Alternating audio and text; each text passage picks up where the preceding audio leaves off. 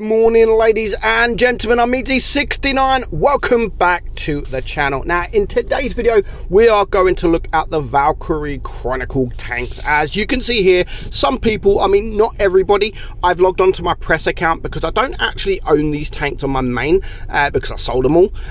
So I logged onto my press account to try and get some footage, and I haven't actually got this this offer on my press account, and that's I think because I actually own the tanks. But if you don't own the tanks, you should have received a pop-up offer for the whole bundle of these tanks. So you've got pretty much all of the Valkyrie Chronicles tanks. Now they range from £8 or £7.99. I no idea why the Vulcan there is like £2 more when that is literally one of the worst tanks, if not actually, to be fair, it is the worst tank out of the list. Out of all the Valkyrie tanks, that is the Vulcan is the worst one. So no idea why that is worth more. But if you really wanted to, you could buy the whole lot for £30. Is it worth that money, or are these tanks worth it? Is the Vulcan worth £9.99? No. Are any of the tanks worth it? No idea what's gone on there. Are any of these tanks worth buying? Now some of them are actually good, and I'm going to recommend one tank. If you want to buy just one of these tanks, I'm going to recommend what tank is the best. Now the price is not too bad. The prices are not too bad. So we're going to have a look at each individual tank. We're going to look at the tank, the stats, and then we're going to play one battle in a tank that the one tank that I would recommend. Look at these tanks in order from worst to best, and what I would rank these tanks at in order. So the worst one out of the lot, I would definitely say the Vulcan. Absolutely looks hideous, it looks disgusting, and it really is a bad tank. So I wouldn't recommend this for £10. Now it does have nicer armor played correctly, and if you're top tier, you can get some bounces in this thing. Your turret is 155, your hull is 160, and your DPM is around the 2000 mark. So not overly bad there. Your penetration 180 and 220, and you've got a 350 alpha. So overall that's not bad. Gun depression sucks at 6 degrees, speed not the greatest at 36, but honestly, like, it does suck. This tank sucks. It looks rubbish, and it actually plays rubbish as well. So that would be the last choice on the list. Now the second to last choice, I will probably go for the Hafen. Now this tank is actually really cute. It is cute, and it's not bad. It really isn't bad, but over the other tanks, I would probably rank this as fourth. So again, it's got no armor really. I mean, the turret is still 120 mil, and the hull is still 100, so that's not bad for a medium tank in tier 7 by all means. And the DPM is actually really good at 2462. The reload time is 4.63, which is nothing, and the penetration is only 145 and 195 on your APCR, and the alpha is 190 and 160. Again, the gun depression is not the worst. It's only 7 degrees. It would be good if it was a little bit more, but the top speed is 52 kilometers per hour. So the Hafen is actually a really fun tank. It's a quick tank. It's got good DPM, but would I recommend it over the rest? Probably not, but if you wanted to get this, you are getting a decent tank. Now next up on the list, I would probably say the Nameless. I would probably say the Nameless, kind of like a Tiger. Again, when this tank first came out, I did actually really like this tank. I'm not saying it's a bad tank, of course, because I'm actually rating it more than the Hafen, but it does get a little bit boring in my opinion. Now the armor profile again is not the greatest, but you can still get some bounces. 130 on your turret and 156 on your hull. So again, once you're top tier, this tank is even better. The DPM is 2209. Again, not actually too bad for a heavy tank in tier 7. The reload is 8.4, penetration 180 and 220, and you do have a 310 alpha. Aim time does really suck at 4.5, and so does the dispersion at 0.389, and it does have 8 degrees of gun depression with 32 kilometers per hour speed. That then leaves me with 2 final tanks, the Edelweiss and the Lupus. Now, the Lupus was one of my favorite tanks for a long time because of the gun depression, the armor profile. It was one of my favorite tanks in the game for a while, to be honest. But I now would probably go with the Edelweiss, because the Edelweiss is kind of like a Panther. So if you drove a Panther and you like the Panther, you may like this as well. So second, I am ranking the Lupus, but again, it's not a bad tank. The turret is 140 and the hull is 104. Now, that doesn't seem a lot, but when you're using the gun depression that this tank has got, which is 12 degrees, then you really can get some bounces. Aim time again is very poor at 4.7, and the gun dispersion very poor at 0.407. Yeah, bad. And it does have, as I've said, 12 degrees of gun depression with 36 kilometers per hour speed. It's a 400 alpha, and the penetration is not the greatest at 175 and 217.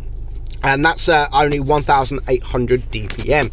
So first on my list is probably the Edelweiss. Again, it is a nice tank. The turret is 108. So again, the armor profile is not the greatest, but you can actually get bounces in this tank, believe it or not. DPM good at 2,324. That's the reload time is 5.8.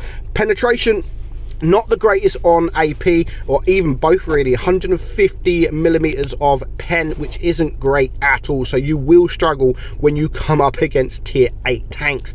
And the APCR 210, you do have a 225 alpha, and you do have 190 on your APCR and 270 on your on your HE. Aim time is 3.2 and dispersion 0.335, and it does have 8 degrees of gun depression with a 53 kilometers per hour speed.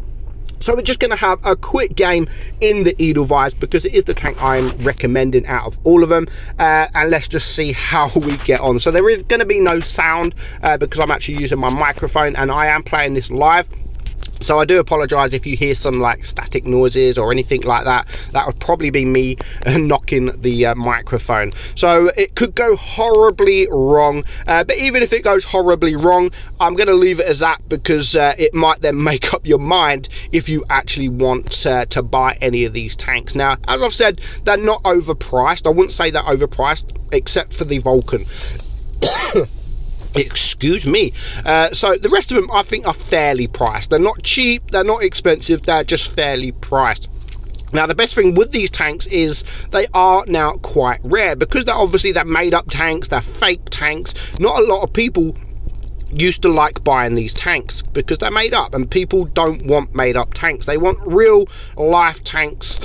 So yeah, not a lot of people actually bought these tanks, and no one's actually buying them now. They don't come for sale often, and so they are actually quite rare. If you look at Blitzstars, if you do look at Blitzstars, you'll just see how many people have been playing this tank, and it's not a lot. It really isn't a lot at all.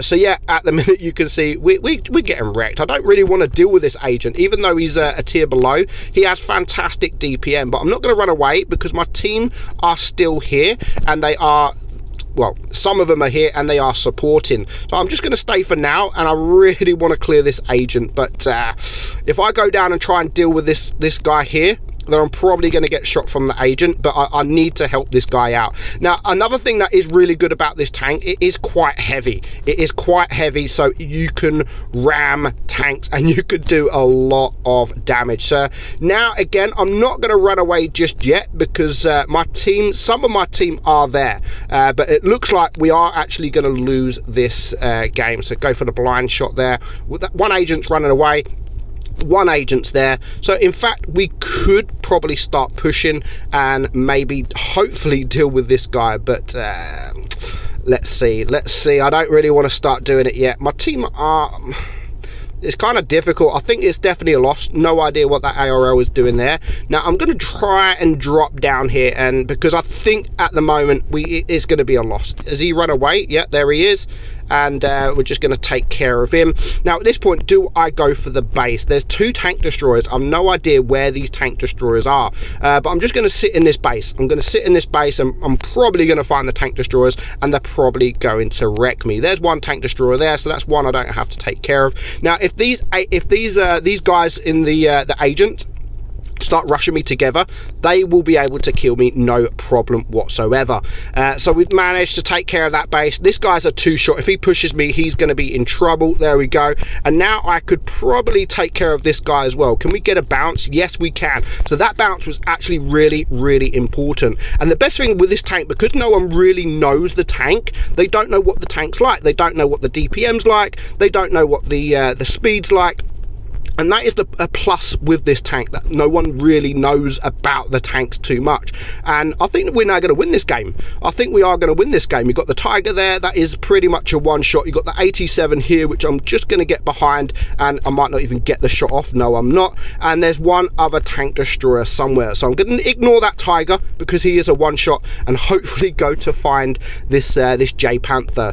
Hopefully he might even be AFK. I haven't seen him all game, but he's a fantastic tank. The J Panther is a fantastic tank. There he is. He's not even AFK. I'm probably not even going to get a shot off because he drops down the other side and he's just going to get wrecked there. So it could be game over, and the Cromwell does take him out. So actually, it was a good win. It was a good win. I played as best as I can. And in considering at the start of the game, we thought it was going to be a loss, but it did end up a very, very nice victory. Only 1500 damage, but it is actually a very, very nice tank. And as I've said, if you do have the opportunity to ram tanks, don't just do it at the start of the game when you're going to lose hit points as well. But yeah, you can actually do a lot of damage when you ram these guys. And fair play to these 2 guys, the Cromwell and the T-34-1. They both did a fantastic job. So this is the tank that I would recommend out of the lot of the Valkyrie Chronicle tanks. It is a fun tank when you play it, and this is the tank I'm going to recommend to buy if you want to just buy 1 of them. But it's not too much of an issue. You're not missing too much if you don't buy any of them. So that is my that's my advice. If you take it, that is up to you. So I hope you enjoyed today's video, guys. I'm meadsy69, and I will catch you all soon. Bye bye.